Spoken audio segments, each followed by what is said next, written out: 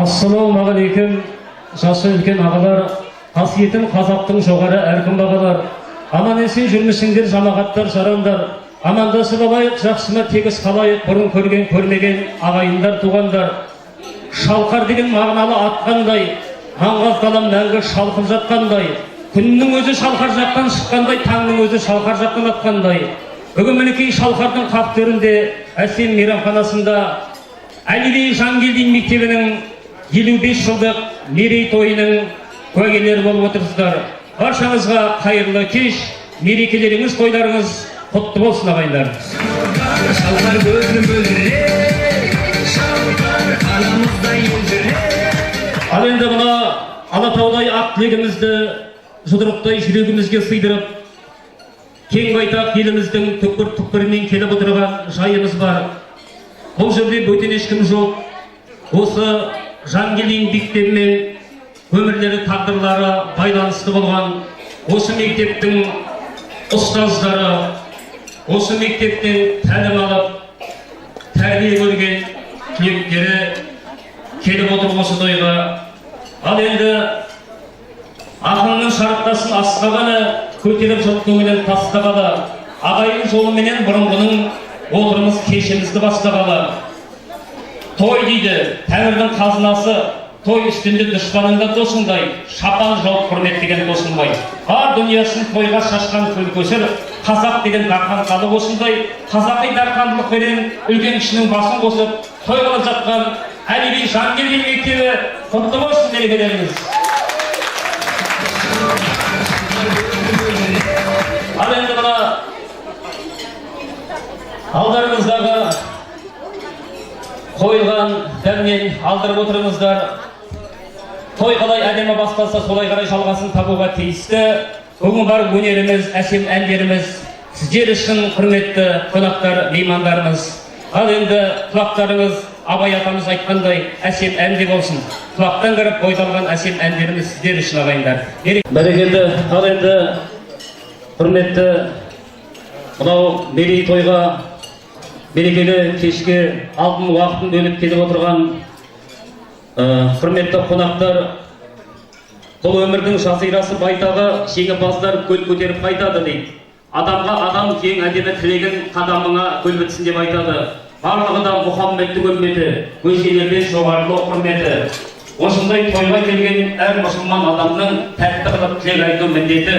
Бастан кейіндегі жоқ, ортасында ойын бар. Осы тойдың барысында, кештің барысында берен сөз кезегі береміз. Бірақ енді осынау кешті ашып беру құрметін осы мектебіміздің басшысы, директоры Мұхтар Досбергенұлы Оңғаров мырзаға берейік, қошеметтеп қол соғып отырайық. Береке құтты болсын тағы. Ардагер ұстаздар, ұжым мүшелері, 50 жылдық, 40 жылдық мектеп түлектері, бүгінгі күн Әлиби Жангелдин атындағы орта мектебі ұжымы үшін өте елеулі, тарихқа алтын таңбамен жазылатын күн деп айтсам артық болмаған болар деп ойлаймын. Еліміздің түкпір-түкпірінен бағанада сөзімде айтып кеттім. Ардагер ұстаздарымыз, Әлиби Жангелдин атындағы орта мектебінің іргетасын қалаған ұстаздар,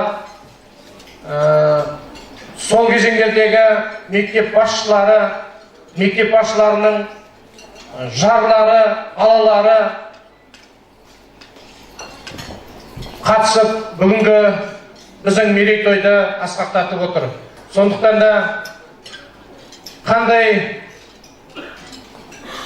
қиын қыстау кезеңге қарамай, осы шақырту қағазын алғаннан бері үлкен апайларымыз мектеппен хабарласып, жағдай сұрасып, қайткенде де осы жақсылыққа, мектептің жетістігіне қуанып, осында келетіндіктерін, ниеттерін білдіріп, бізді бір қуантып жатыр. Енді денсаулықтарыңыз мол болсын. Мына жаңа айтып жатырмын ғой, осындай қиындыққа қарамастан шақыртуды алып ұшып жетіп отырған бірінші мен ардагер ұстаздарды ерекше құрметтеп айтқым келеді. Одан кейін аға буын, біздің 50 жылдық, 40 жылдық түлектер өздерінің ұстаздарын ұмытпай, өздерімен бірге хабарласып, біздің мерейтойдың үстіне көрігін кіргізіп, апайларымен бірге келіп, біздің нұр үстіне нұр қылып, мерейтойды одан әрі асқақтатты десек, ол өтірік емес. Енді мектеп қашанда ұстазсыз, шәкіртсіз болмайды. Сондықтан да кешегі күні осы мектептің іргетасының нық қалануына сіздер еңбек етіп, тер төгіп, осы жетістіктерге жалғасаңыздар, осы ізді жалғап келе жатқан Әлиби Жангелдин атындағы орта мектебінің ұжымы да, мен осы жерге барлық ұжымды түгел қатыстыруды жөн көрдім. Сіздерді көрсін, осы тәлім тәрбиені алсын деген мақсатпен мінекей ұжымның сіздерге жайған, мына мерейтойға жайған бір жағынан қонағасы деп қабылдаңыздар, мерейтойды жақсы өткізуге атсалысады ғой деп сенемін. Бәріңізге мерейтой құтты болсын, берекеге ұласа берсін. Өзіңіз, тілегіңіз қабыл болсын. Ал енді мінекей, енді тойдың иесі деп білеміз ғой. Осы берекелі, осы шараның ұйымдастырылуына, осы шараның өтуіне бас көз болып, осы мына Әліби Жангелдин мектебінің барлық жетістігіне қуанып, жақсы істерге бастап отқан Мұхтар ағамызға, басшымызға қошеметтеп бір қол соғып қояйық. Ал енді алдарыңыздағы шарап сөзшілеріңізді алдырып отырыңыздар, құрметті меймандар. Біз енді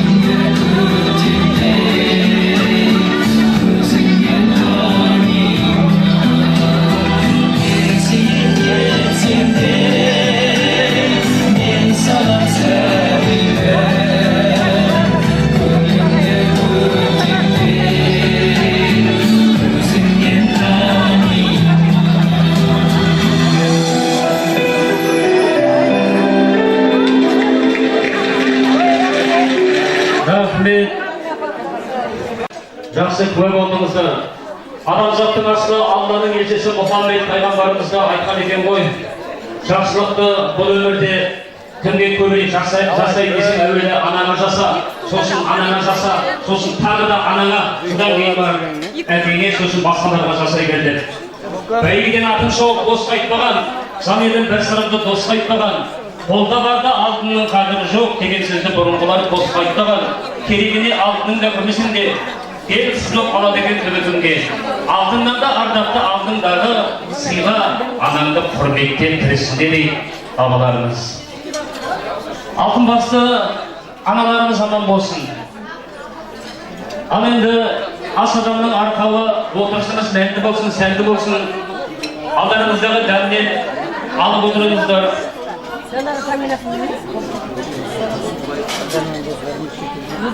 Ал енді әрі қарай келген тең қосар болсақ, ат терек кіріп атқан ат таңындай, ат терек істің аттан ат қарындай, айтамыз деп ақ жүректен, бүгінгі кеш қонақтары ел жұртымның мақтанындай деп жақсы текке кезек берейік.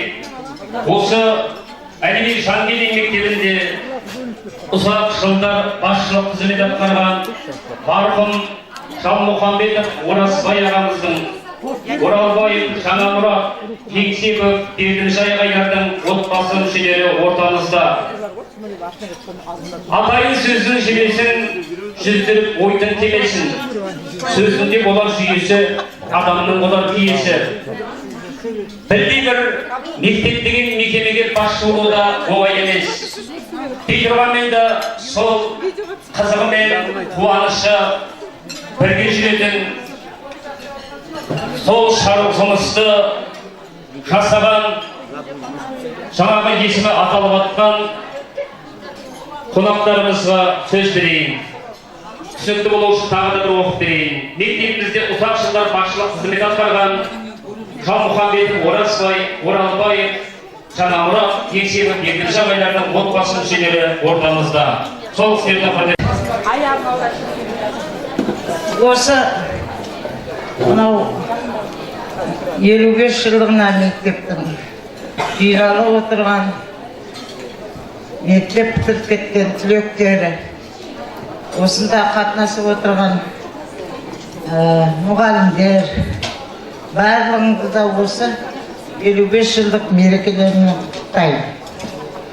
Бақытты болыңдар, еш уақытта шаршамаңдар, осындай мейрамдарға қатынасып тұрыңдар барлығыңда. Ал балалар, енді мен не айтайын, барлығында айтып болды. Мынау ағаларының үрметі үшін, Бердімжайдың үрметі үшін келіп отырмын. Ағаларым осы мектепте 25 жыл басшылық еткен екен. Барлық істелген жұмыстарды айтып атсындар. Оның барлығы бір кісінің несі емес, барлығы сендердің еңбектерің, ұжымның еңбегі. Ал енді жақсы болып, басшы болып, ұзақ жылдар істеудің көзі осы коллективтің ауызбіршілігі, адамшылығы, адамгершілігі, осылардың арқасында ағайын ұзақ жыл мектеп директоры болған екен. Сол 25 жылдың қалай өтіп кеткенін өзімізде білмей қалдық.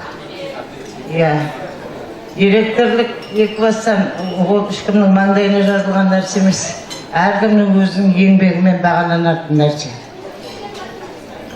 Ал енді осы коллективте Бердімжаймен бірге қызмет еткен өзінің жаңағы қатарлары келіп отыр. Найшекер, Зина, Қойжан, бұлардың барлығы да осы қатарлары, солармен бірге жұмыс істеген адамдар. Ағаларың енді әр уақытта өзінің коллективімен, өзінің қызмет істеп атқан ұлдары менен, қыздары менен мақтанатын. Оларды өзінің қызындай көретін, ауырып атқанда да ана қызым келмеді ғой, мына қызым келмеді ғой деп, солардың барлығын іздеп, барлығы да келді ағаларына. Енді осы көп жатқан жоқ. Осындай жаңағы әрқайсысыңды саралап, әрқайсысыңды алтынға теңейтін қыздарын. Міне қарақтарым, ағаларының жасына келдіңдер, құрметтеп атсыңдар барлығында. Биыл январдың 20-сында 80-ге толатын еді. Сол 80-ді біздің тойымыз, біздің төрімізде өте алмадыңдар. Бірақ сендер ағаларыңды еске алып, 80 жылдығын 20 январ күні өткізіп, ағаларыңа Құран бағыштадыңдар. Оның істеген жұмыстары туралы айттыңдар. Соныменен бірге сол ағаларыңды білетін үлкен осы Жангелді поселкесіндегі жаңағы үлкен қарттар келіп, ағаларының достары, өзінің қатары бірге жүретін достарын да шақырды. Олар да өздерінің естеліктерін айтты. Жақсы көретін қызметкер інілерін де шақырды. Міне осының барлығы біздің мерейімізді асырды. Осыған ырза болдық. Ал енді Бұндай етіп жаңағы адамды сыйлап, коллективті осындай адамдарды еске түсіріп жасау, ол біреудің қолынан келеді, біреу коллективтің қолынан келмейді. Бұнда жаңағы коллективтің басшылары Мұхтар бастаған барлығы, коллективінің барлығы бір кісіде атсалысып, ағаларының жүрген іздерін барлығын экраннан көрсетті. Ал енді видеоға түсіріп, оның видеосында үйге табыс етті. Не айтайын, әркім сыйлағанның құлы. Мінеки енді бізде сендерге келіп отырмыз. Мектептің ұжымы тек қана Бердіжайдың үй үшін ғана шақырып қойған жоқ. Жалпы атамыздың әулетін шақырды. Атамыздың әулетін шақырғанмен әрқайсы әртүрлі жұмыста, бірақ сіздерге сәлемдемелерін жолдады. Рахметін айтып жатыр. Сол бауыры Меңдалы, Екібастан өздерің білесіңдер, өздеріңмен бірге жұмыс істесті. Осыдан пенсияға шығып отыр. Меңдалы екеуміз келіп отырмыз енді. Осын, бақытты болыңдар. Ал енді біздер не айтамыз басқа? Енді осы ұжымның жаңағы осындай біздерді ағаларын еске алып осындай құрметтегеніне мен өзімнің басым деймін сендердің алдарыңа. Рахмет қарақтарым, бақытты болыңдар. Мынау бір Бердіжайдың әулетімен берген бір сәлемдемет Мұхтаржан. Осыны енді қабыл ал. Мектеп ұжымы, жаңа мектеп басшысы бізді мінекей осы 55 жылдық мерекеге қарсы гүл мереке ызбандап үйге осы Оразбай ортамызда жүргендей болды. Балдарымыз көрім болды қуанып, қуанышы қойнына сыймай. Біздің атамыз қандай айтады? Біздің атамыз мектептің директоры болған екен ғой өзі деп сөйдеді. Атам сол кезде Жангелді мектебіне директор болған, соған шақырып жатырсыздар деп жаңа балдарыма сөйттім. Енді мына 55 жылдық мерекелерің айналайын құтты болсын, мерекеге ұласа берсін. Ұжымның басшысына көп рахмет. Біздерді елеп шақырып, атын атап атқанға өзіміз төбеміз көкке жеткендей болды. Оразбай жаңадан тіріліп келгендей ортамызда болды. Енді айтатын сөз көп. Сол Оразбайдан 2 қыз бала, 1 ер бала болды шаңырақтың. Соның ұлдан 4 бала бар. 2-еуі жұмыс істейді Ақтөбеде. Біреуі мінеке қасыма еріп келіп, атамның жүрген жерін көрейін, атамның мектебін көрейін, атамның мектебі қандай жерді істеген екен, ағаларымды көрейін деп ертіп келдім мен балам, немеремді. Ең кішісі Оразбай немересі 3-тен 4-ке көшті. Мінекей осындай жағдайлар. Оның қайтқаны 1967 жылы қайтыс болды, 28 август күні. Мінеке 48 жылдан кетіп қалыпты. Мінеке еске алып қанша уақыт, қанша күндер, қанша уақыттар өтті. Соны мына балалар ескеріп, шақырып жатқандарыңа көп рахмет. Айналайын, бақытты болыңдар, дендерің сау болсын, отбасыларың аман болсын. Мына Мұхамбет Оразбайдың немересімін, атым Оразбаев Алмас Сырымұлы. Бүгін атамды еске алып шақырып жатқандарыңа көп рахмет. Осы атам құрметіне өзімнің бір шумақ көлемімді арнайын. Араға салып 30 жыл өмірге келген немере, сіз жүрген жерді көрем деп, сіз жүрген жерді құшсам деп, шалқарға келдім көрсем деп. 32 жыл өмірде болып өтті ұстаз болып, шәкірттерді тәрбиелеп, артында ізді қалдырдыңыз. Рахмет саған шалқарым, Оразбайдай атамды қадірлеп еліне шақырған. Рахмет сізге мектебім қадірлеген ұл қызым, директор атам болған деп ардақтаған менің атамды.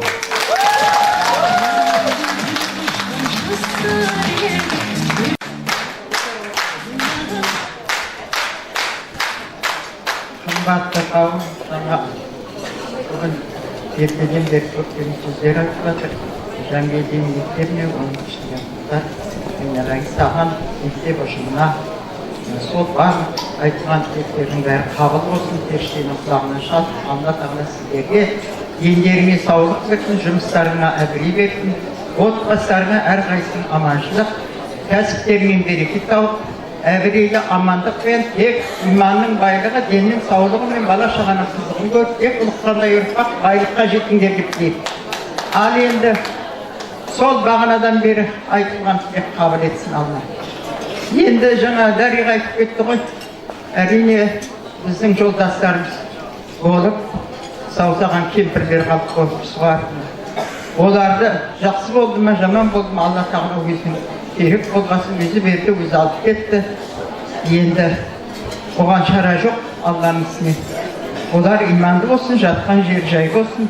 Алла тағала бүгін оларды бір желпіп, риза болып, көңілдері дүркіреп, оларды отын ете бір дүниеде жүргендей болып жатқан шығар. Иманнан берсін дейді. Енді сіздерді желеп-жебеп, осы ұжымды, осы оқушылардың бәрі қолдап, қорғап жатсын деп тілейді. Енді не айтайын?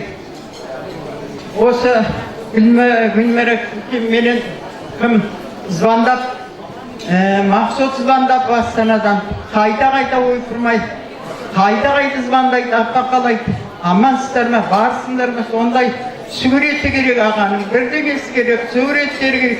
О заманда суретке түсу қиын болды. Бір орыс фотографқа барамыз, андасында бір бар, о да өшірет, суретте жинамаған екен бізден.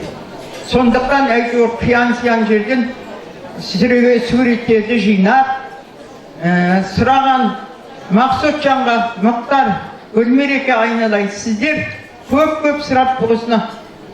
Жүрегімізді дүрсілдетіп, жаңа кім Дариға айтқанда ғой, сол қасымызда тіріліп, осы Шалқардың Жангелдин мектебінде жүргендей, жастарды тәрбиелеп, ортасын тәрбие беріп жүргендей, біз бір төбеміз көкке жетіп, жаңағы жасарып, тіпті баяғы сол жастық кезіміз, сонымен жүрген өмірде өткізген күндеріміз еске түскендей болды. Енді ал ұра беріңдер қолдарын қандасында. Айналайындар, мына мен кеше билетті да бермей-ақ қойыңдар, өзім барғасын алам қой, әйтеуір айтсаңдар болды деп жатырмын. Сонда да болмай, жеткізіп беруге тиісті болып, жүгіріп, Мұхтаржан жеткізіп берді. Одан кейін аяқтан Мақсұт звондайды, апа барды ма, келесің ба, қалай болады? Әй, тірі болсам, аман болсам, Алла біледі оны. Алла біледі ғой, бір Алланың қолындамыз. Алладан күшті емеспін, баруға тырысам, айналайын сен осы, саған мен барлық жүрегімді, енемдегі әйтеуір жыл лебізімді, сыйлық, бақыт, өзімнің отбасыма, бала шағыма тілегендей, тілегімді тілеймін Мақсұтжан. Айналайын бақытты бол. Біздегі шәкірттер керемет, елдің халықты басқаратын басшы болсын дейді. Әрине басшы болып жатыр. Елді басқарып, Астанада бір Алматыда, жан-жақта шулап жатқан біздің Қазақстан, оның ішінде Ақтөбе, Шалқар ауданының жігіттері, сол жігіттер аман болсын, қыздар аман болсын дейді. Біздің ана кейде Шалқарды жамандайды, бір жерге барса. Мен үштіргелем сөйлеймін. Сондай өзім арқам бар ма білмеймін. Шалқардан деген Шалқардың кемпірлері әкім туған, доктор, профессор туған. Сондықтан Шалқардың адамдары керемет адамдар, күшті адамдар дейді. Жете алмайсыңдар оғандар. Күймесін іштеріңдер дейді. Сондықтан Шалқардың ел аман болсын, азаматтар аман болсын, жас ұрпақтар аман болсын дейді. Ал енді мұның көзінде көріп жүр, сыйлық алып. Алла разы болсын.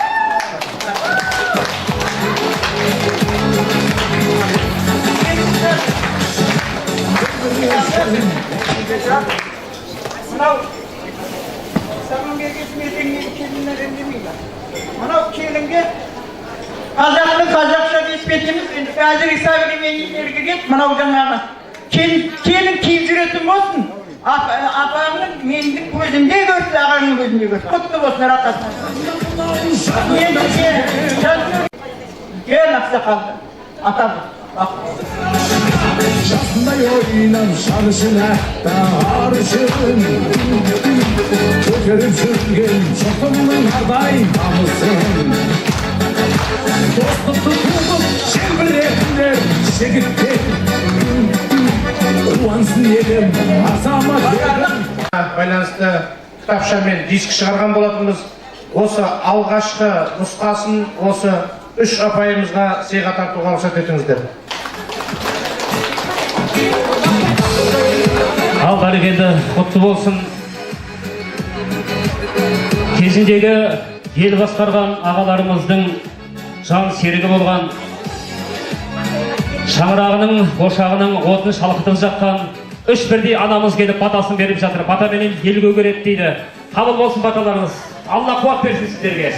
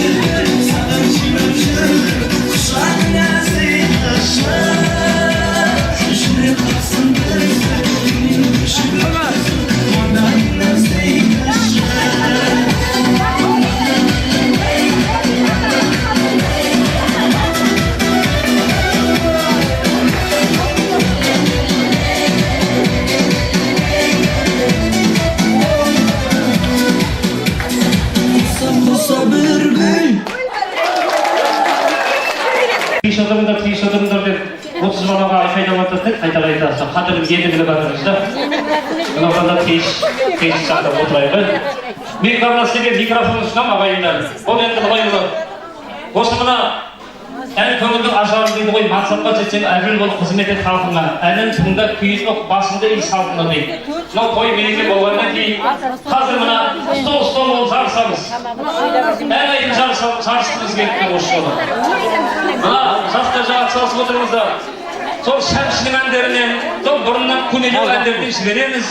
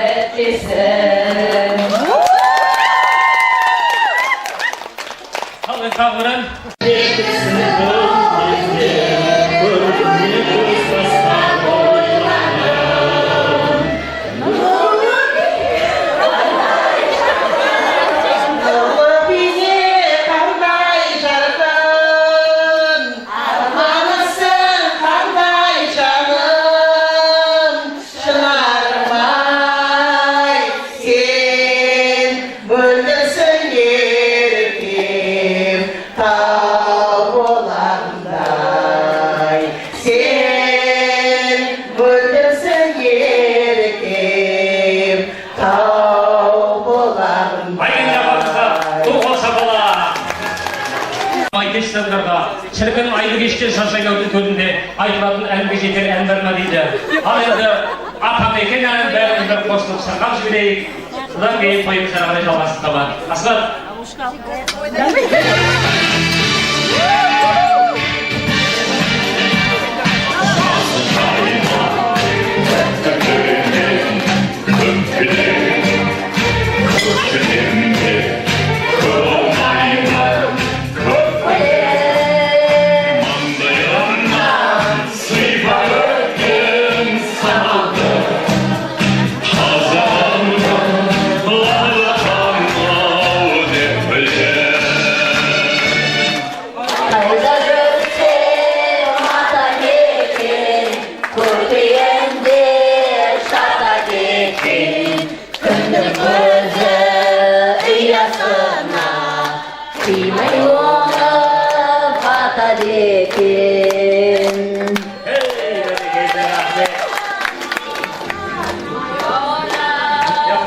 Екінші үйің ұстазың екінші анаңмен бірдей дейді.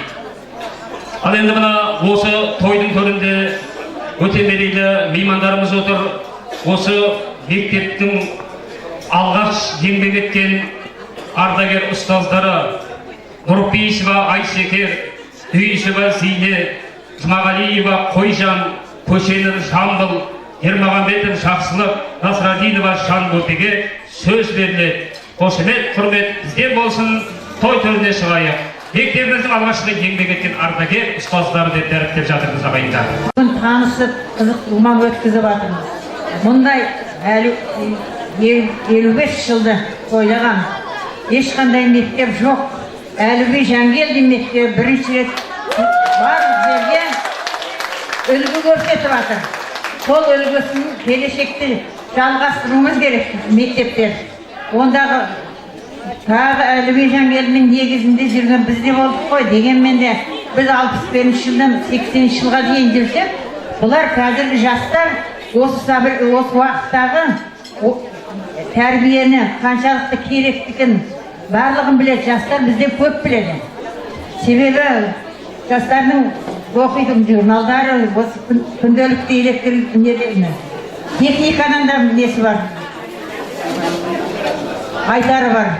Сондықтан біз негізін осылардың сіздерді келешектегі басқа мектептерге мақтаныш етіп, сіздердің артыңнан еріп, осындайды жылда мектептің юбилей болса өткізе беруін сұраймыз. Ал енді жаңада айтып жатыр ғой, осы Жангелдин мектебіндегі басқарған бастықтар деп. Мен де мысалы үшін 61 жылдан сол мектепте болдым. Барлық жаңағы айтқан директорлердің қатарынан өттік. Құрдасымыз еді, бәрі де құрдас едік, жақсы өмір сүріп едік, жақсы күлкі осындай ойын сауықта бірге болып едік. Біз де қимаймыз, олардың әйелдері болса, біз олардың жолдастарымыз. Бұл деген ер алған қыз адам демейді ғой енді. Жұмыс бабында біз бәріміз бірдейміз. Сондықтан да мен де Мұрайды, бердім жайды,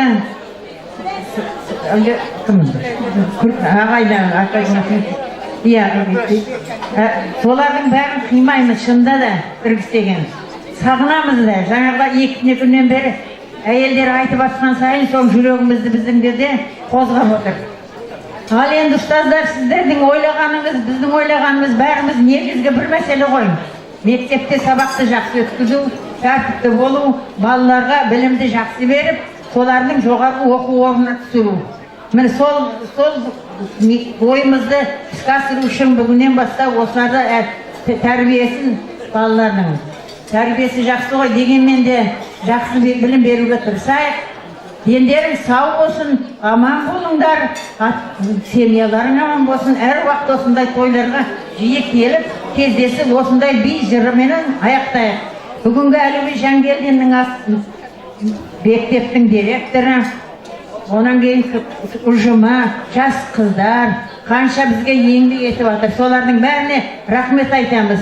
Олардың өзінің жасаған ісі білінбегенменен бізге жасағандардың бәрі көрініп тұр. Сондықтан да сіздерге көп рахмет, еңбектерің жансын.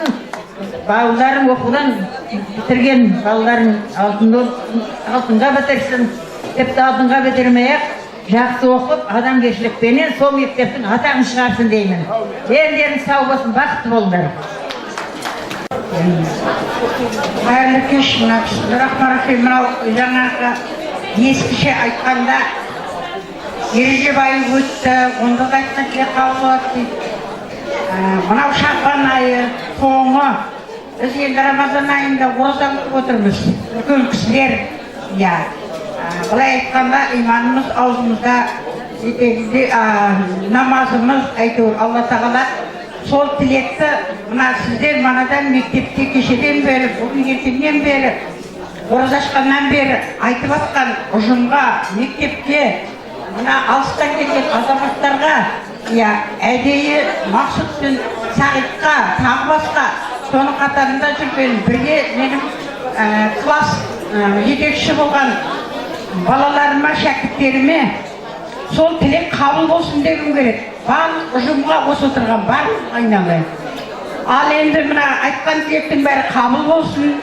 Мектеп өзі әуелден құрылғаннан сол фундаментті мықтап ұстасқа ауыз бір, өзі ұйымшыл, иә шөп десе шөпке барамыз, иә құрақ десе құраққа барамыз. Әйтеуір жұмысқа ұйымшыл болдық. Сол ұйымшыл әлі жалғасып келе жатыр. Лайында жалғаса берсін. Соны енді әрі қарай жалғастырушы мына біздің шәкіртіміз Мұхтар, әрі көрші, әрі шәкірт, әрі керемет жақсы басшы болып келе жатыр. Көріп жүрмін, осымен 2 рет осы жиынға келдім. Рахмет көп ұжымдарға, барлық балалар жүгіріп, мана біздің алдымызда керемет дәм тұрды. Соның бәрі бірліктің, соның бәрі татулықтың, соның бәрі бір ізден шыққандықтың айғағы. Осы дәстүрлерін жалғаса берсін, әрі қарай өсіп көне беріңдер.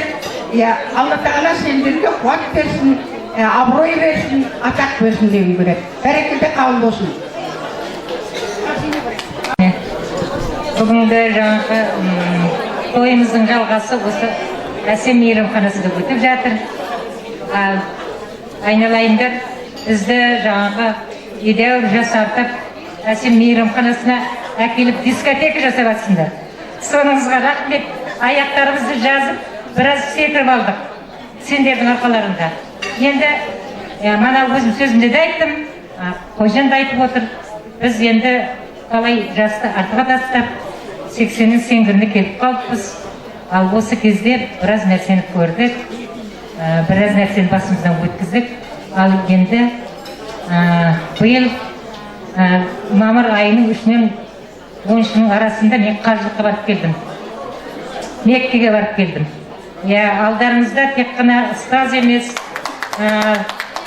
тек қана жаңағы ана емес, әженің әжесі кейуана әже болып тұр алдымда сіздердің. 10 баладан 30 немере көрдім, Құдайға шүкір. 7 шөберем бар. Енді осыларды тілей отырып, мен елімнің де, жерімнің де, халқымның да бәрін тілегім бір Алладан тіледім. Міне жаратушы ием біздерге өзінің нұрын жаудырып, жақсы күндерді, жақсы өмірді сыйласын деп тілектеп келген жағдайым бар. Соған орай бүгін қаншама күтіп жүрген уақытымызда Алла тағала бізге жар болып күніміз жақсы жарқырап тұрды. Бұның өзі де бізге берген Алланың нұры деп есептеймін. Ал енді айналайындар не айтамын? Біз айтсақ көп сөйлеп кетеміз. Тіптен тарих деген шежіре кете береді. Ал менің айтарым сол, бір Алладан жаратқан еден сұрайтыным, бала шағамның, халқымның, осы отырған сендердің амандықтарың. Бәрі бізде табылады, үйде салынады, долларда табылады, бәріне жете бересіңдер. Тек қана 12 мүшенің сау болуын ойлаңдар. Бізге жетпейтін тек қана денсаулық. Үлкеніміз бар, кішіміз бар, дендеріңіз сау болсын. Жанұяларында аман болыңдар, өсіп өніңдер, қазақтың санын көбейтіңдер.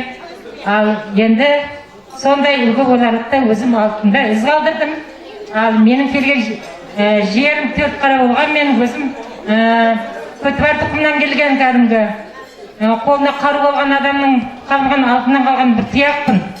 Жақсыдан тұяқ қалмайды ғой, әкемнен қалған бір жалғыз қызы болдым. Қанша ұл қыз болса да, мен ғана тұрақтадым.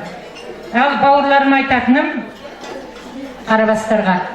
Ал енді кіші жүздер, мықты болыңдар, ешкімге намыстарыңды бермеңдер. Ал намысшыл болыңдар, оның үстіне жаңа біріктіріп, ынтымақтандырып, халықты ілгері жетектейтін артымызда үлкен ұрпақ барына өте қуаныштымын.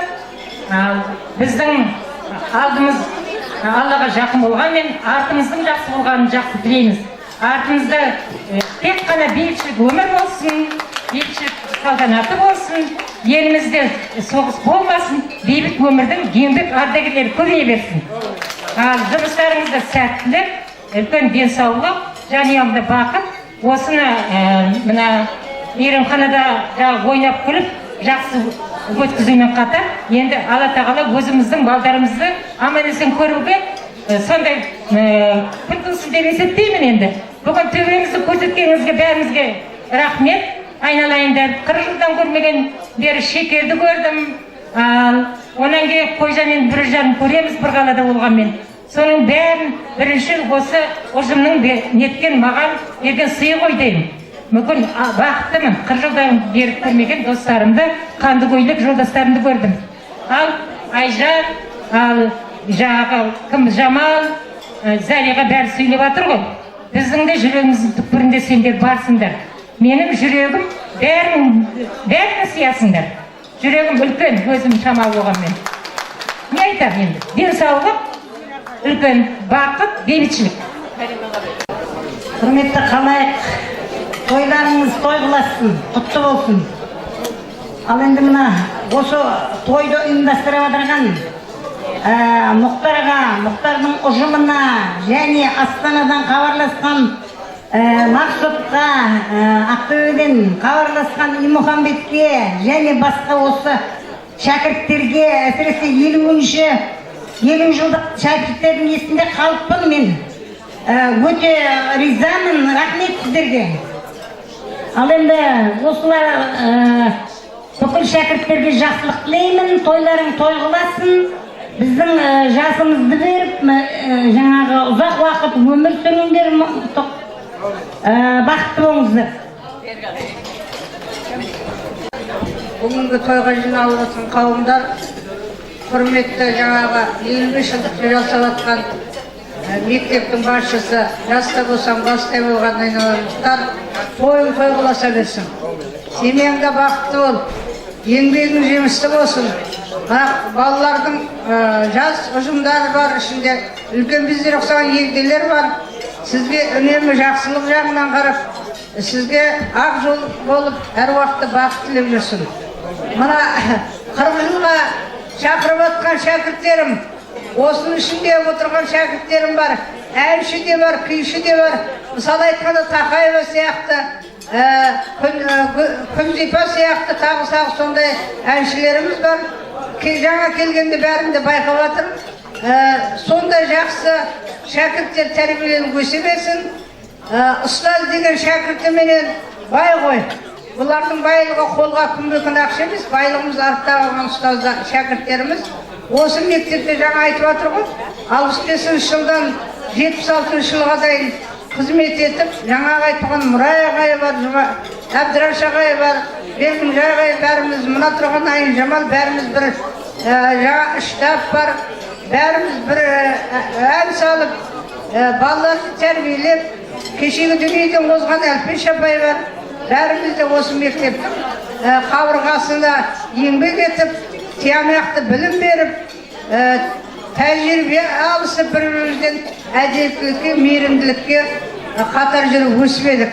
Кешегі жас келіншектер, бүгінде ақыр ұрмал тартқан әжелер болып, мынау Шекер деген апамыз әппақ жардай талды құрғаның қызымын, жеміс жидекті көп жегендіктен әдемімін дейтін еді. Мынау бүгінде кемпір болып қалыпты.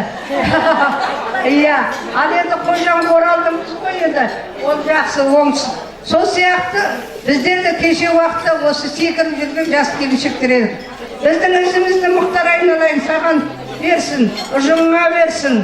Жақсы ағаларыңыздың шерепеті тиіп, батасы тиіп, марадан айтып жатқан тілектің бәрі қабыл болсын. Сосын айтатыным, бәріңізде мана Мақсат Сейтжапаровты мақтап жатсын. Оның анасын мен айтып өтейін. Мақсаттың өзін айт, Дара өзін айтып жатсын. Оны тәрбиелеп отқан апай қандай адам еді. Себебі Мақсаттың қарындасын мен оқытып едім. Сонда апай әр баланың әрқайсысын әрі жалғыз қылып, жиналыстан қалмай сабағын тексеріп тұратын. Сондай әрине папасы екі бастан көз алдына бір Дара. Сондай мамадан тәрбие алған Мақсатты бәрің мақтап алсыңдар, ұзағынан болсын. Оның мамасы да бір ауына түсіп жатқан шығар, жақсы ата-анамның біреуі еді. Айтып өткім келеді. Сондықтан әр уақытта ұжымыңа бірлік тілеймін, достық тілеймін, ауызбіршілік тілеймін. Ұжымдарыңыз бір жеңнен қол шығарып, бір жағадан бас шығарып, сізбенен бірге тату тәтті өмір сүрсін деймін. Құрметіңізге рахмет. Енді мен жаңағы шәкірттерім әлі өзім жақсы көретін едім, әлі айтқызатын. Тақаева Күнәнда деген бар. Тағы сосын пенсионер осы мектепте шыққан Гүлзада деген қыздар бар. Солар осы сіздерге, біздерге құрметіне бір ән салып берсе деген арманым бар. Тыңдағым келеді. Тойым құтты болсын. қойыласын, осы ұжымды басқарып отқан мұхтар айналайын, ұжымның мүшелері сіздерге көп рахмет. Бақытты болыңдар, семьяда. Әр уақытта кәсіптен берекет табыңдар, еңбекте абыройлы болыңдар. Бұл ұжым бұрыннан да өте тәрбиелі, ұйымшыл, тәртіпті, сондай ұжым еді. Бұл Нұрай ағайдың уақытынан және Бегімжай ағайдың уақытынан, онан кейін Күләй, бәрі де өте бір-біріміз тату, бәріміз бірісідей атсалысатын едік, қандай жұмыс болса да сол өздерінің жақсы ауызбіршіліктерінің мол екендігін көрсетіп жатсыңдар. Біз келгеннен бастап бізді анда-мында алып барып, апайлар деп мына қызмет істеп жатқандарына мыңдап рахмет. Әр уақытта да дендерің сау болсын, отбасыларың аман болсын, әр шаңыраққа шаттық Алланың нұры жаусын. Ойларың қойыласын. Мұхтар айналайын, жас болғанмен сен біздің оқушымызсың. Мынау осы тойға келіп отқан мынау Мақсұт бар, Сағит бар, Имқамбет бар, барлықтарына құтты болсын айналайын. Жаңа Мақсұттың намасын айтып жатыр ғой. Бұл Жәмила деген апамыз өте бір жақсы кісі. Ол апайменен бірге жұмыс істестік, кіші қызметкер болып жұмыс істетті. Ол Мақсұттың қарындасы Алма деген менің оқушым болды. Өте тәртіпті, тәрбиелі жерден шыққан. Сондай балдардың бәрі өте жақсы. Міне енді той қойыласын, дендерің сау болсын, амандықпенен осы ауызбіршілікте кездесе берейін. Бақытты болыңдар айналайын. Жангелдин мектебінің зейнеткер ұстаздары, құрметті сырттан келген бұрынғы Жангелдин мектебінің оқушылары, бүгін мынау Жангелдин мектебінің 25 жылдық іргетасының қаланғанына 25 жыл болып, соның Жангелдин мектебінде ақ түйенің қарны жазып, үлкен мынау дастархан басында отырмыз. Ал енді бұл жаңа жоғарыдағы апайларың айтып кетті, бұл 25 жыл дегеннің өзі былай қарағанда жас ғасырдан астам уақыт. Ал енді содан бері қаншама уақыт өтті, қалай адамдар дүниеден өлді, қалай адамдар дүниеге келіп жатыр дегендей мінекей сол бір мектептің тарихы. Ал енді Жангелдин мектебінің өзінің даму дәрежесінде қандай коллектив болмасын, қандай мектеп болмасын, қандай ұжым болмасын, әр мектептің, әр ұжымның өзінің даму дәрежесі болады. Ол өндірісте болсын, ол оқуда болсын, ол жұмыста болсын, барлық өзінің өрлеу дәрежесі болады. Сол сияқты Жангелдин мектебіне мен 1967 жыл келдім. 67 жыл келіп, содан 96 жылға дейін сол мектепте 29 жыл бойы жұмыс істедім. Ал енді сол мектеп алғашқы бастауыш мектеп болды, жаңа өздеріңіз білесіздер. Одан кейін 8 жылдық болып 66 жыл ашылды. Одан кейін 83, 82, 83 жылдары 10 жылдық болып ашылды. Мінекей сол үш кезеңде Жангелдин мектебі өзі үлкен дәрежеге өрлеу кезеңіне жетті. Бағанағы баяндамада, мектептегі болған баяндамаларда, сол баяндамалардың ішінде барлық сол кезеңде өсу дәрежесінің барлық оқушылардың, мектеп ұжымының барлық дәрежесін айтып өтті. Соның ішінде әсіресе мектептің өрлеу дәрежесі 8 жылдық мектептің уақытында, одан кейін мектеп 10 жылдыққа айналғаннан кейін оның дәрежесі бұрынғыдан да арта түсті.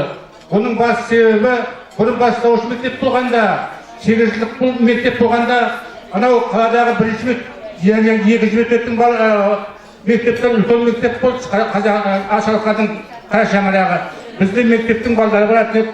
Соған қарағанда бізді құмда жатқан бір мектепте біз шамалы немізді төмендететін еді. Ал сол 10 жылдық болғаннан кейін біздің мектептің өзі дәрежесі бұрынғыдан да өрледі. Оның өрлеу себебі сол уақыттағы мектептің директорлары, сол уақыттағы жас кадрлар келді бізге 10 жылдық болғаннан кейін. Жұмағалиева Күләй, Тілеуова Ақмоншақ, Айнаш, енді көптеген жас мұғалімдер келді. Елпановалар, Енді сол мектептің өзін қарап отырсаң, біздің мектеп анау қандай бір анекдотта бір әңгіме бар. Мына Шалқар ауданы темір жолдың бойында болған жерде Шалқар ауданы цивилизацияға былай ерте жеткен халық. Мынау темір жол болғасын біздің сол замандағы 30-шы жылдардағы, кеше 40-шы жылдардағы, 50-шы жылдардағы бүкіл Шалқардың азаматтары Алматыға барып, жан-жаққа барып оқып, кешегі 60-шы жылдары, 50-шы жылдары кірген бүкіл Ақтөбе облысының райком, райисполком болыпты. Сонда Ырғыздың елді әкімі тұреді, біреу Мартовты көрейді, біреу Ырғызды көрейді. Сонда бір кемпір кетіп батып, райкомның машинасы өтпейді. Мен Шалқарға барып қайтамын деп жаңағы кісі. Сонда айтты, о неге барасың дегенде, ойбай Шалқардың ең мықтысы бірінші райком, әжісі райисполком туады екен. Соған бір кемпір алып қайтайын деп. Сол сияқты, мынау енді сол Жангелдин мектебі де сол дәрежеге былай айтқанда жетті. Әр уақытта аманшылықта, денсаулықтың арқасында жете білейік. Аман болыңдар. Енді құрметті ұстаздар, мына сый-сияпаттың ретіне келгенде бір айтып қалғым келеді.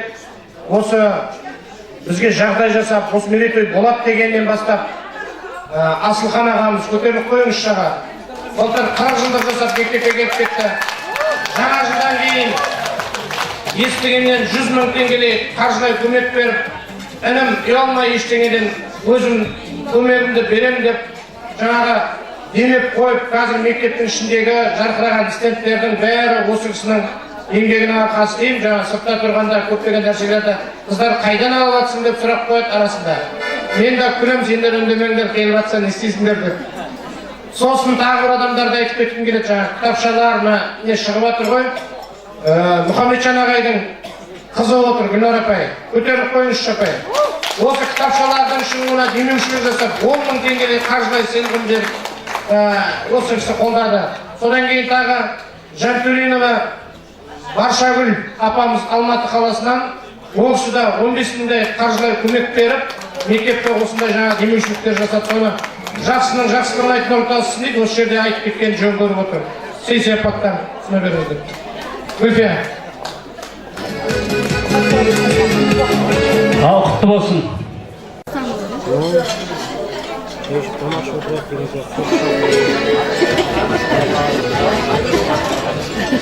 Ben sağladım. Sürgünü vursun. Canıma bağlayma, senin için bende var bir deli. Ben seni canıma bağlayma, senin için bende var bir deli.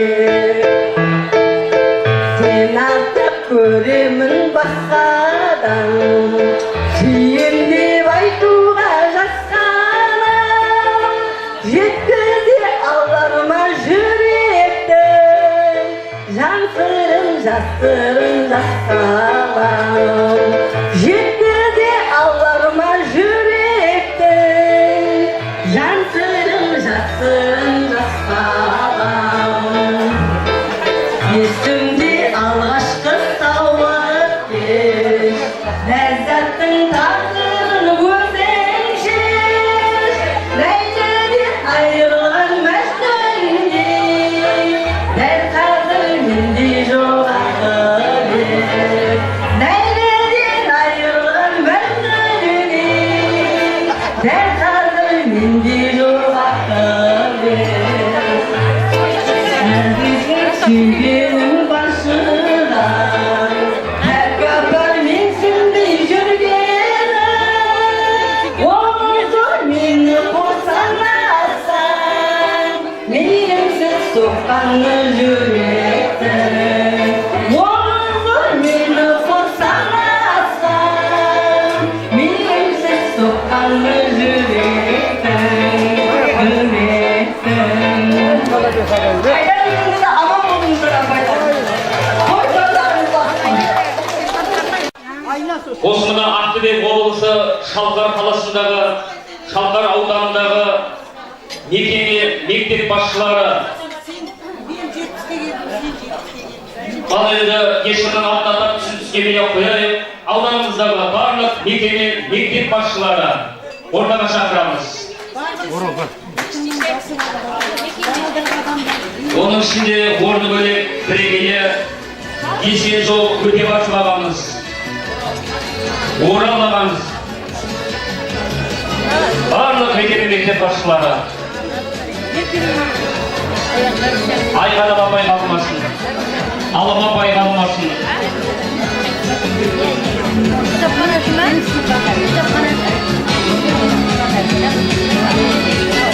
Ұстаздар, біз бүгін мынау біріншіден 53 жылдық мерейтойларыңыз құтты болсын.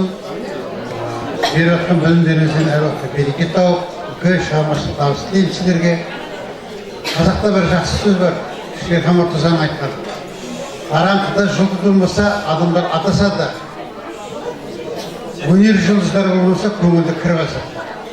Сол сияқты музыка мектебінде жүргенімде бұлай постоянно менімен байланыс жасап, осы сіздердің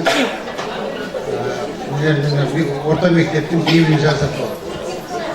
Біріншіден рахмет айтамын Құдайға, мұғалім Құдайға рахмет. Ал енді мынау енді үлкен той, мереке, жақсы бір ауыздан кәдімгі ұйымшылдықпен өтіп жатыр. Үлгі ол айтарлықтай, ауыз отырып айтарлықтай жақсы істері бар екен, көрдік. Не айтамын? Мен артын тағып айтатын сөздерімді оны айтамын. Ассалаумағалейкум, құрметті ұстаздар, қадірлі қонақтар, алыс жақыннан келген, Алматыдан, Астанадан, Ақтөбеден және де басқа Қазақстан түкпір-түкпірінен келген түлектер, бүгінгі мына үлкен 55 жасқа толып жатқан мерейтойларыңыз құтты болсын. Және де осы Мұхтар Досбергенұлы бастаған ұжым Жангелдин мектебі, сіздердің тойларыңыз тойға ұлассын. Мынау бүгін үлкен іс-шара болып жатыр ауданымызда. Мектепке 55 жыл және де оқып бітіргенде 50 жыл, 40 жыл, 30 жыл бітірген түлектер осылай көптен көрмегенде бірінен табысып, көңілдері көтеріліп, бір арқа-жарқа болып жатыр. Елге сіздер тек тойға осылай қуанышқа келе беріңіздер. Біз сіздерді құшақ жая қарсы алайық. Ал мектеп ұжымына табыс тілейін, өрлей беріңіздер, өне беріңіздер, өсе беріңіздер. Той қоласы құтты болсын.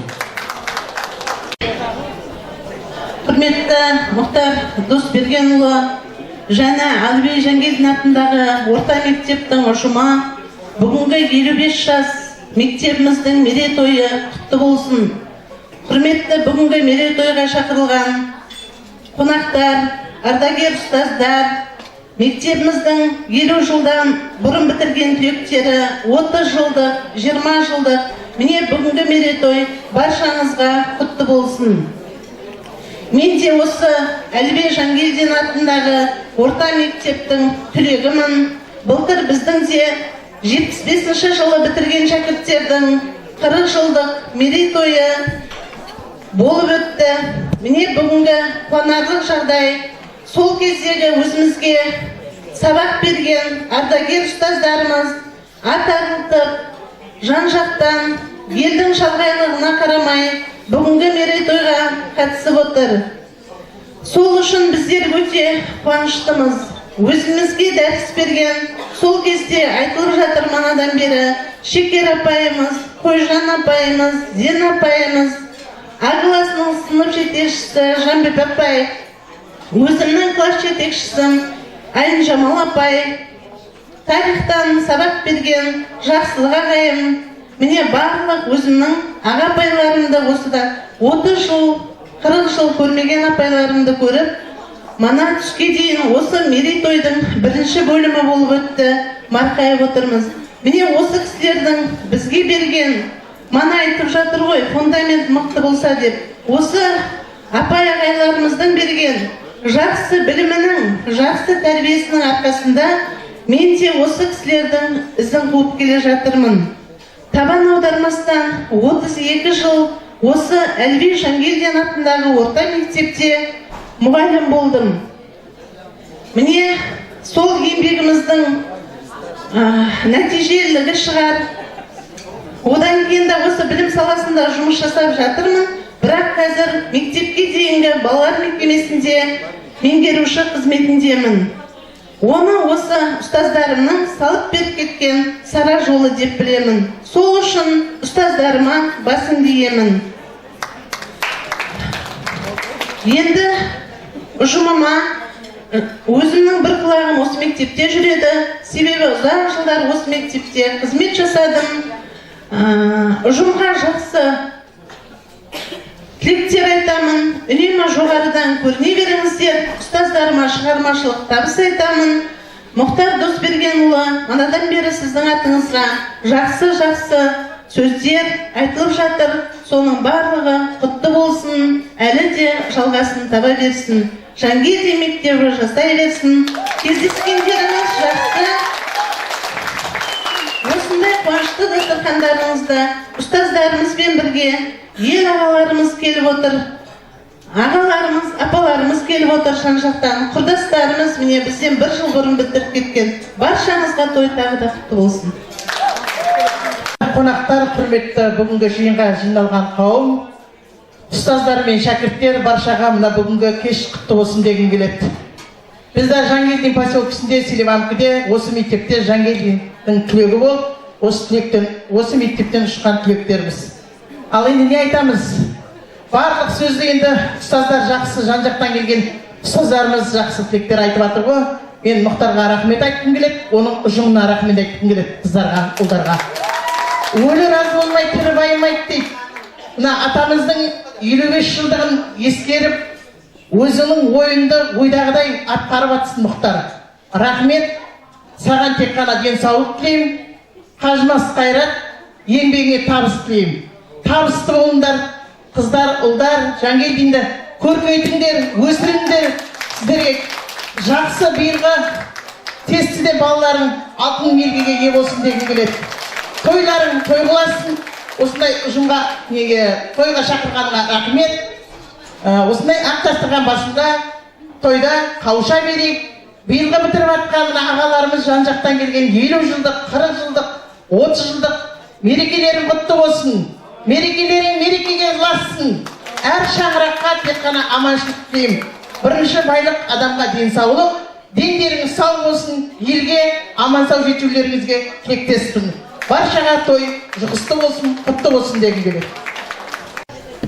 Жангелдин мектебінің ұжымы, Мұхтар, алыстан келген қонақтар, шәкірттері, мектептің 55 жылдығы құтты болсын, жаңа ағайлар, апайлар айтып жатыр. Мен өзім Жангелдин мектебінде оқыған жоқпын, бірінші мектептің түлегімін. 85 жылы бітірдік, бірақ апайлардың бәрін танимын. Зина апай, Карима апай біздерге сабақ берді, Жамбыл ағай бәрі осы апайлардың өздері. Сондықтан мен Жангелдин мектебіне табыс тілеймін. Мұхтар, мына ұйымдастырып жатқан шараң өте құтты болсын, еңбегіңіз жемісті болсын, дендеріңіз сау, Жангелдин мектебі әрқашанда өрлей берсін. Жангелдин мектебі тығыз байланысты жұмыс жасаймын деп. Жангелдин мектебі тығыз байланысты жұмыс жасаймын. Бүгінгі мектеп ұжымының 55 жылдық мерекесі құтты болсын. Барлығыңызға, баршаңызға осы Әлви ағамыздың аруағы сіздерге желеп жебеп жүрсін, тек қана жақсылықта кездесе берейік. Мектеп ұжымы Мұхтар Досбергенұлы, құрметті аса қадірлі қонақтар, бүгінгі той баршаңызға құтты болсын.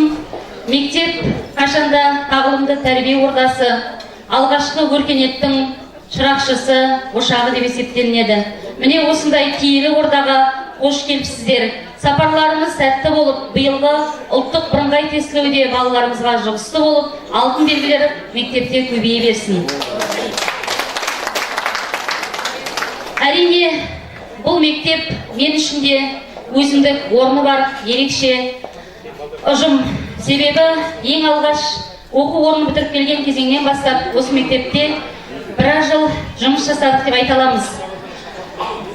Жаңа атап өткен соңғы мектеп басшылары Күлай Тынымбайқызы, Ұлан Қомшабайұлы, Мұхтар Досбергенұлының қарамағында мектеп директорының оқу жөніндегі орынбасары қызметін атқарған болатынмын. Күлай Тынымбайқызының уақытында қаншама елеулі істер, жақсылықтар болды. Оның бір айғағы ең алғашқы жылы ұйымдастырылған Жасыл ел бағдарламасы бойынша республика көлемінде 3-ші орын алуы. және мәдени мұра бағдарламасы бойынша аудандағы ең алғашқылардың бірі болып ашылған мұражайдың ашылуы, сонымен қатар ең алғашқы ұйымдастырылған елбасы жолдауын насихаттауда да облыс республикада бірінші орын алуы мектептің, және ұлттық бірыңғай тестілеуде алдыңғы жыл ұйымдастырылған 3 жылда да мектеп бірінші орынды иеленді. Айта берсек, тізбектеп жеңістер өте көп болды. Одан кейін Ұлан Қомшабайұлымен де абыройлы жұмыстар атқардым. Ол кісінің уақытында таңдаулы мектеп бойынша облыстан бірінші орын алдық. Және ұлттық бірыңғай тестілеуде алтын белгілеріміз толастаған жоқ, әрі қарай жалғасын таба берді. Сонымен қатар облыс әкімінің үздік мұғалім грантына бірнеше мұғалім иегер болды. Тізбектеліп, өзінің жалғасын жетістіктер молайта берді. Одан әрмен Неке Мұхтар Досбергенұлымен де 1-2 жыл қызмет атқардым. Бұл кісінің де келгеннен кейін аяғы құтты болып, толағай жеңістердің үстіне көбейе берді. Алтын белгілер үстіне еселенді. Оның куәгері болып келеміз. Жас мамандармен толықты. Жас мамандар алдыңғы буын аға апалардың жолын қуды, сара жолын жалғастыра білді. Әрине қуаныштымын осындай азаматтармен жұмыс жасағаныма. Осы кісілердің маған берген тәлім тәрбиесі бұлар. Қазіргі таңда қаламыздағы 4-ші орта мектебінде мектеп директоры болып қызмет атқарып жатырмын. Әрине осындай ұжымнан шыққаныма, сіздердей аға буындан үлгі тәлім тәрбие алғаныма әрине бақыттымын. Әрдайым жаңа осы ағаларымыз алдыңға айтып кетті, мектептен бірнеше мектеп басшылар шықты деп. Шынында да Жангелдин атындағы орта мектебін көп жағдайда айтып жатады, басшылар дайындайтын мекеме деп. Бірнеше басшылар шыққан мектеп. Әрдайым орталарыңыз тола берсін, жеңістеріңіз көбейе берсін. Осылай қонақтарыңыздың аяғы құтты болып, тек елімізде амандық, бейбітшілік болсын. Той-тойға ұлассын. Енді осы жерге ағамызды қосып жібергіміз келіп отыр. Байдрахман аға, сер қарай ортаға шықсаңыз. Байдрахман аға да кезінде осы Айғаным басқарып отырған мектепті басқарып, сара жол салып кеткен ағамыз. Ортаға келіңіз аға. Кешірім өтеміз сізден.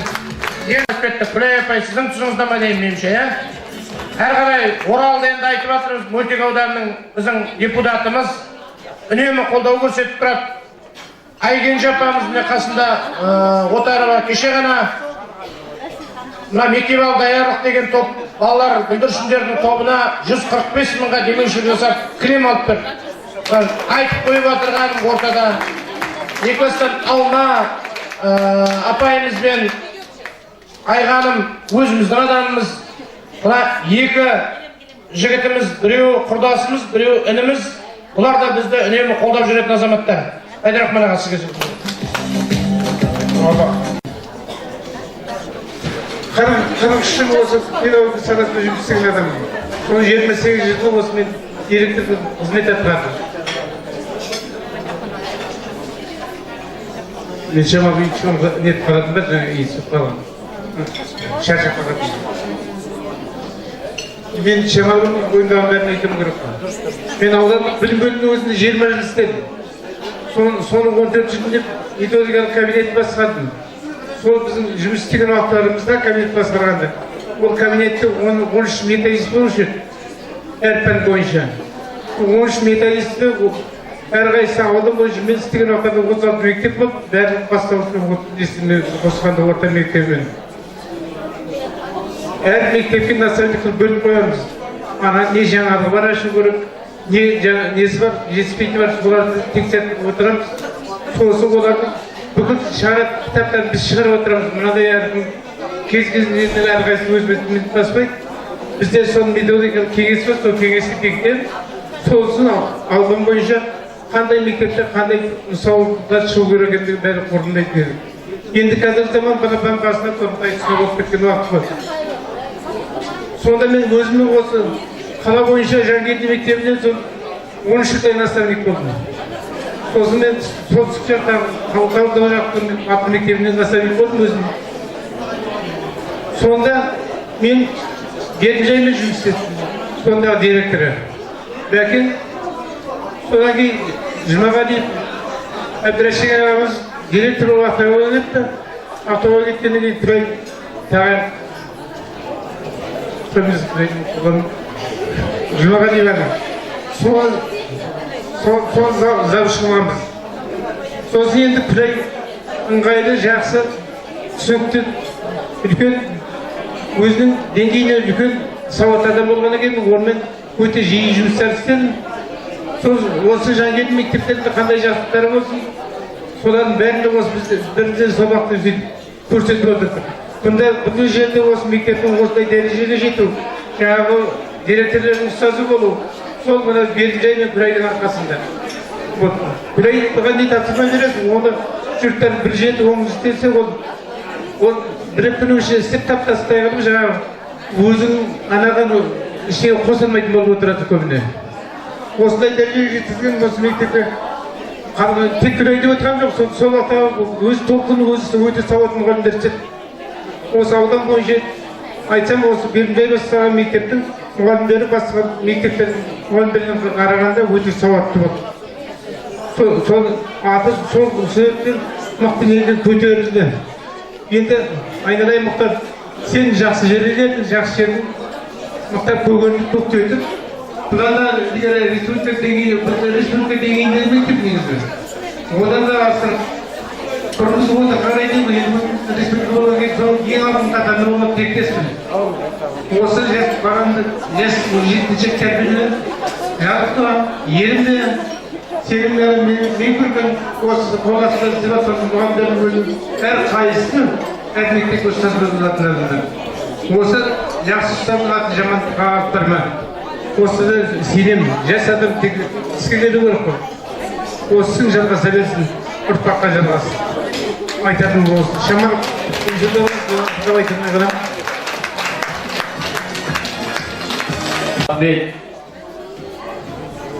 Мына сый-сияпаттарыңыз құтты болсын. Суретке жақсылап түсіп алайық.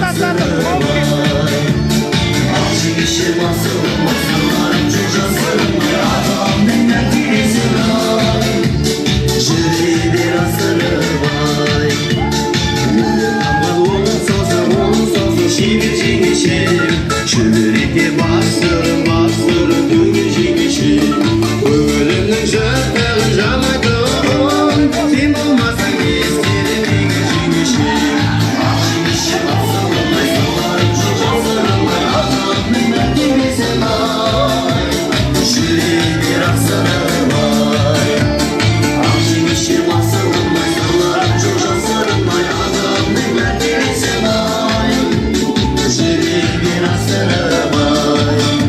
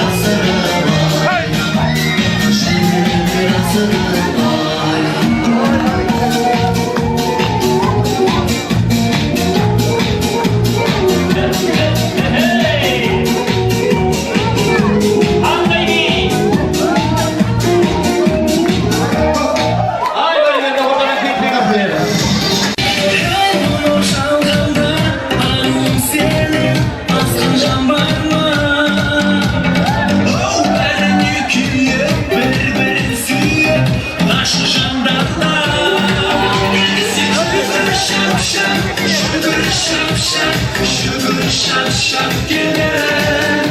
Sen şügür şap şap, şügür şap şap, şügür ansap gelir. Şakaladın sen benim, öldürür kaydan senin.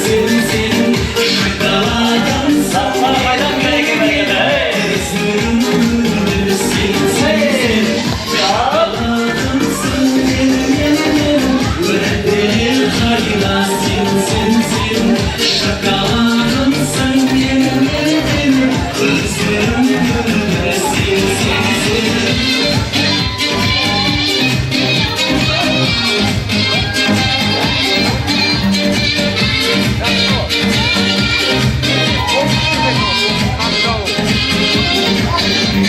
Hey armağanımızın, şiddetçi sözüm, aşkınızın. Şansın, hayır sözüm, kalmadı tuzum. Şügür şap şap, şügür şap şap, şügür şap şap gelir. Sen şügür şap şap, şügür şap şap, şügür ansap gelir. Şakaladın sen benim, öldürür kayda senin. Şakaladın sen benim, özgürüm öyle senin. Şakaladın sen benim, öldürür kayda senin. Şakaladın sen benim, özgürüm öyle senin.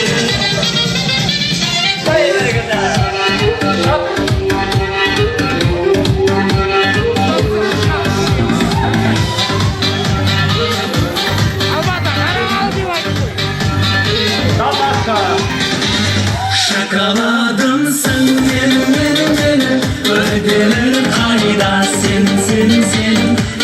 Şakaladın sen benim, özgürüm öyle senin.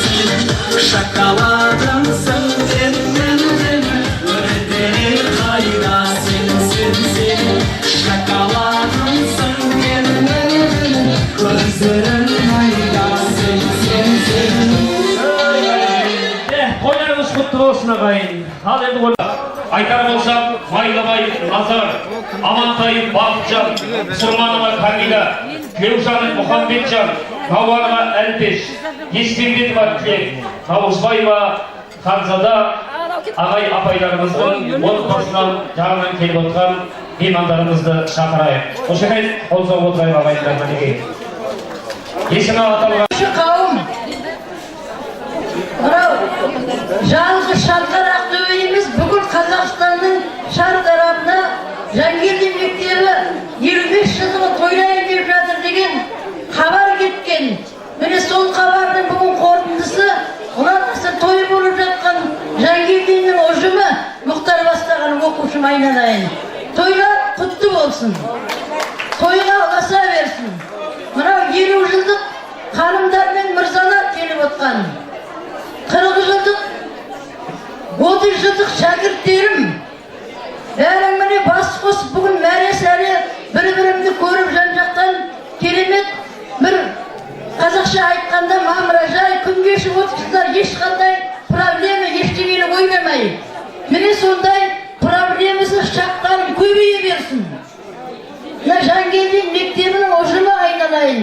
Бағана бір керемет жақсы салтанатты линейка өткіздіңіздер. Өте бір сондай жақсы ұйымшылдықпен жақсы жоспары құрылған. Міне бүгін той жасап жатсыңдар, осы тойларын тойға ұласа берсін. Жан-жақтан алыстан келген қонақтар ауылдарыңа аман-есен жетіп, отбасыларыңа аман-есен қауышыңыздар. Айтқан тілектің бәрі қабыл болсын. Жүрмегендей сенде біз кетеміз ау, я кетеміз, пендеміз. Ұрпақтарға береміз де кезекті, біз кетеміз. Кету үшін келгенбіз деп Мұқағали өзінің пай-пай өмір деген өлеңінде жырлаған екен. Мен мына жерге ардагер ұстаз болып тұрсам да, мен алдымдағы мектеп басшылары, Бердімжай ағай, Серік ағай, Оралбай ағай, Жанмұхамбетов ағайлардың атынан, сол кісілердің атынан бір айтқым келіп тұр. Себебі бүгінгі той мен үшін бір тірі тарих болса да, алдымдағы ағаларым, басшылар о дүниелік болып кеткені әрине өкінішті. Содан соң сол мектепте менің апайларым мен ағайларымның ұсынысыменен, өтінішіменен Сүлеймен директор болып кеткеннен кейін мектеп директорының орынбасары етіп тағайындаған болатын. Мен екі мектеп директорының орынбасарынан үлгі алдым. Біреуі біздің Әбдіраш ағай болатын, екінші Көпенов Сүлеймен ағай болатын. Мінекей менің алдымдағы 4 ағай, 2 орынбасары қазір өкінішке орай осы тойға қатыса алмай отыр. Бірақ жаңа өздеріңіз көргендей, олардың жұбайлары қатысып отыр. Екінші, 50 жылдықтың апайлары мен ағайлары, класс жетекшілері шығып, балаларымен шұрқырасып жатқанда, қайра менің Қанзада апайым болса, ол да осы ортада болар деген көңілімізде, көкейімізде бір өкініш болғаны айғақ. Онымен қоса, Сүлеймен апайымызда денсаулығына байланысты мына кештің бірінші бөліміне қатыса алған жоқ. Екінші бөліміне қыздары аялап алып келіп отыр. Бағана Бағдагүл сөйлеген кезде біздің апайымыз керемет еді. Өзі ішпеген тамақ ішкізді, өзі кимеген киімді кигізді. Апта сайын әртүрлі бантик байлайтын едік деп еске алып жатыр. Оның айғағының нышаны сол қыздардың өзі әп-әдемі көк көйлекпенен лентамен шыққан кезде Сүлеймен апайдың еңбегінің зая кетпегенінің тағы бір куәсіндей болдық.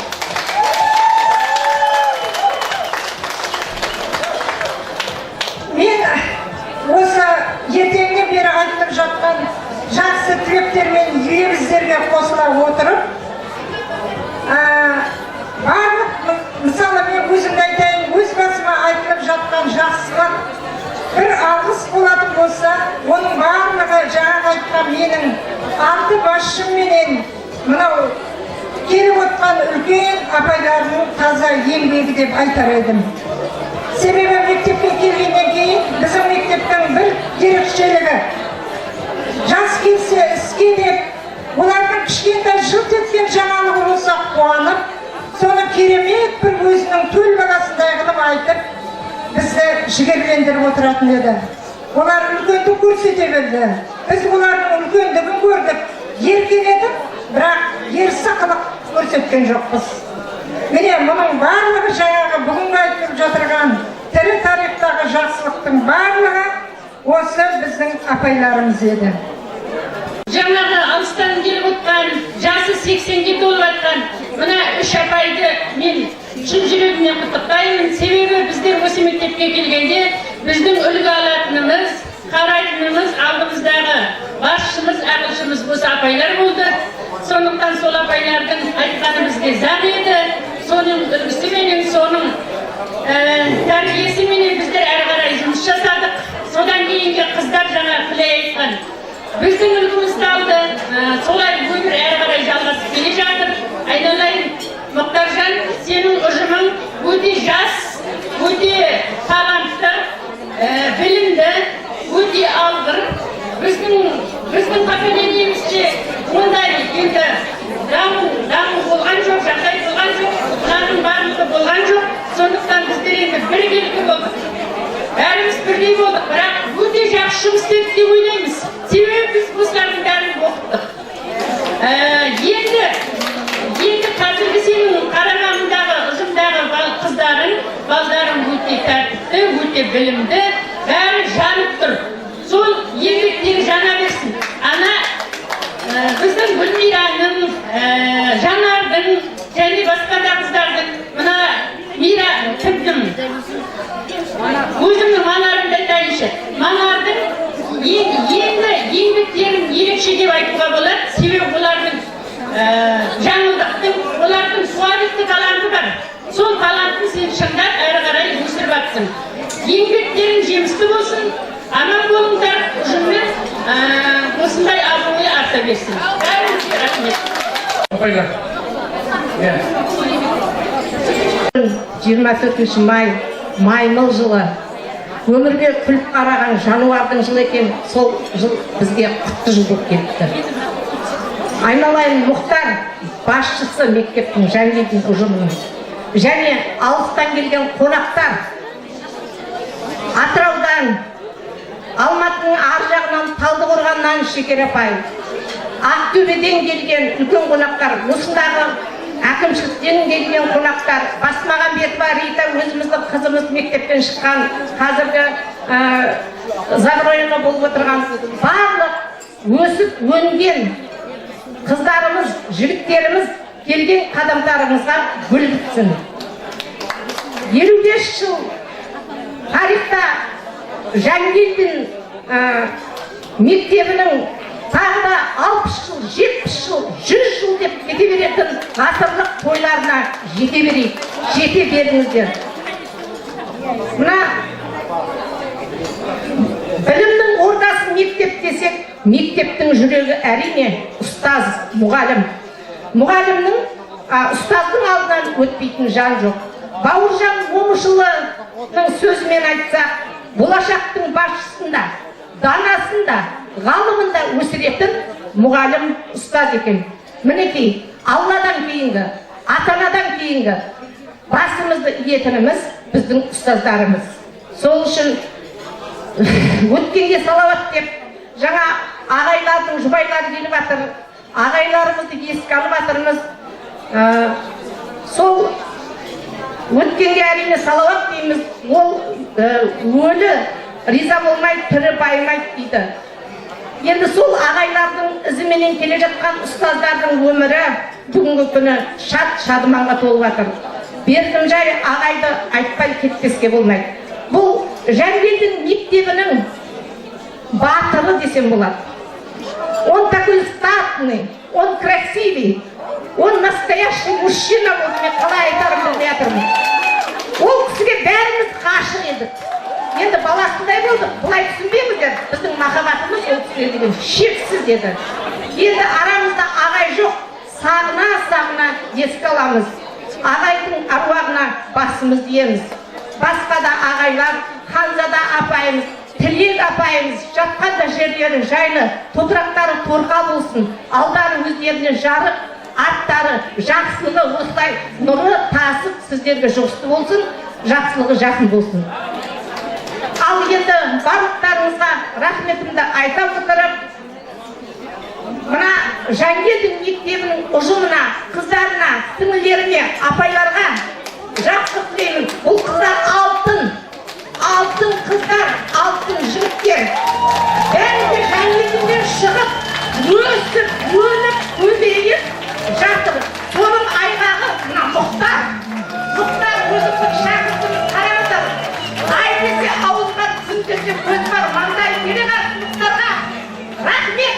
Осындай ұйымшылдықпенен коллективті ұжымды қолға алып, барлықтарыңызға хабарды мезгілінде жеткізіп, соңғы қоңырауға дейін осының бәрін ұйымдастырып отырғанына мың алғыс шексіз.